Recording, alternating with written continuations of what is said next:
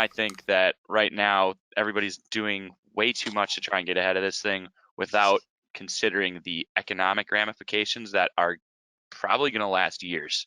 Like I think that they're doing everything they can to pat themselves on the back for taking care of this virus without considering the, actual consequences that aren't just virus related. I mean, Yeah. I think that this is going to hurt a lot of companies and a lot of companies in our industry, especially. We talked a little bit about all the expos getting canceled, and just imagine all the outfitters right now that are missing out on getting clients for the fall, or those small businesses that sell 90% of their products in the next month and a half or so. And a lot of those companies probably don't have the capital or money to survive. So I think basically this whole thing is just, I mean, it's a shitty deal all around, but I think the way it's being handled is also a shitty deal. Yeah. One of the first things I thought about were all the small mom and pop turkey call Yeah, companies yeah, that are at exactly. those expos. Like Yep. they're going to be screwed this year because that's their bread and butter is going to those expos in the springtime. No doubt. Yeah, I talked to Jeff Frederick. He makes Champion Choice calls. We actually use his calls. He's out of Wisconsin. And I talked to him and he was almost in tears because he's like, I sell all my turkey calls at these shows. He goes, that's how I live. And Yeah. he's shit out of luck. I mean, he still has the opportunity to sell stuff online, but his thing is getting in front of people, showing them how to use the calls, and that's why people buy them. And Yep. like for someone like that, it sucks. It's terrible. Yeah. Yeah. That's honestly kind of a similar effect on us. We don't go ham during expo season, but it is a big part of our business is just getting in front of people. Absolutely. Being small and mom and pop style, it's can be kind of detrimental to not have that FaceTime with Yep. hunters. A lot of people come through the door at those expos, so it sucks for everyone for sure. I guess we kind of already touched on it. Like, we all know people who are elderly. I feel like since, there's no vaccine out there currently right now for this, we have a responsibility to care for those people that we care about. And if it means not going to big giant gatherings or public places to protect them, then I think we have the responsibility to do it.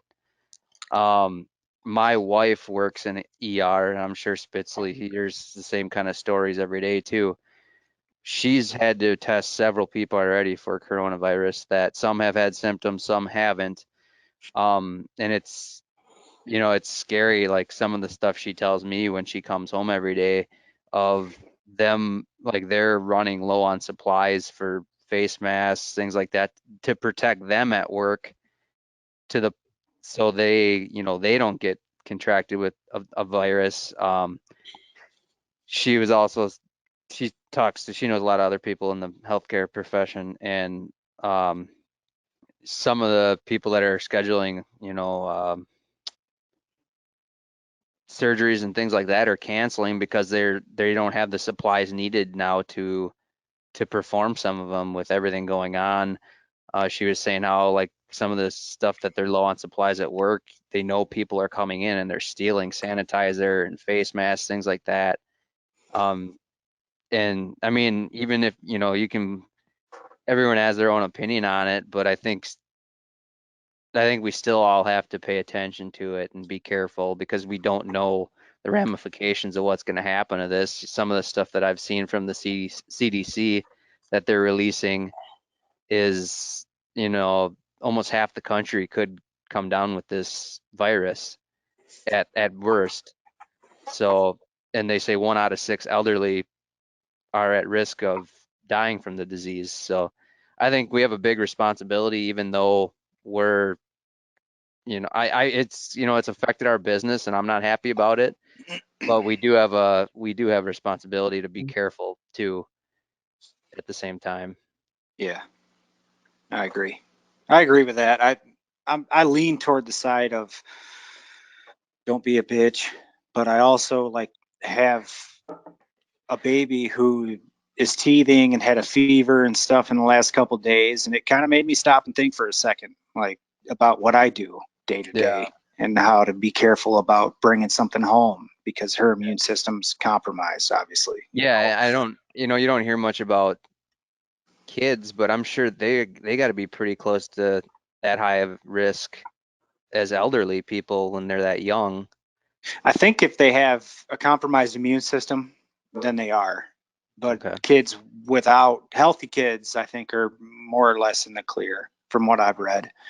But having a fever kind of freaked me out for a couple days. I'm not gonna lie.